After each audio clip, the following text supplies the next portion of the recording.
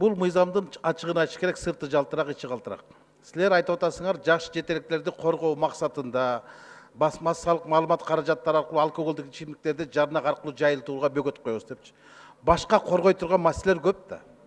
Мәселен, бүгінгі күнде коньяктың аты Манас, Семетей, Сейтек, арақтың аты президент, тамекин аты парламент. Ансыз теле Бишкектің көчөлөрү Советский, Киевский, Эсалу парктары, Фучик, Панфилов, кафелердің бардығы Юса Кебаб, Омор Нехаям, тойқаналар император, сенатор, Қырғызстанда жашап отқаныңа қиналып кетесің да, түшінбей қаласың.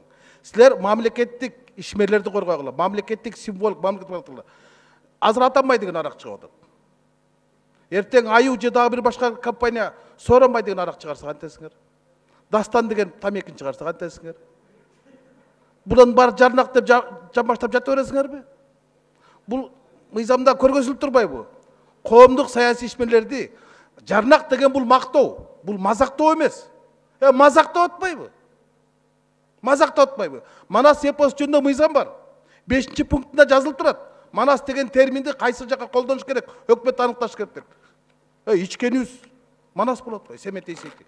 Силер каякта карап отурсуңар? Жарнақ жөнүндө мыйзамга комплекстүү түрдө алып келишкен керек. Жайылтылбаш керек. А силер жаш жетеликтерди коргойсуңар дейт. Мамлекетти коргойгула, мыйзамды коргойгула. Бир мыйзамда көрүп алып ушунча депутаттардын башына айланып отурасыңар. Кимге керек бар? Кимге керек бар буну? Алкогольдук ичимдиктерди. Казакстанда Назарбай деген арак жок болуш керек. Бизде Атамбай, эртең Сооронбай.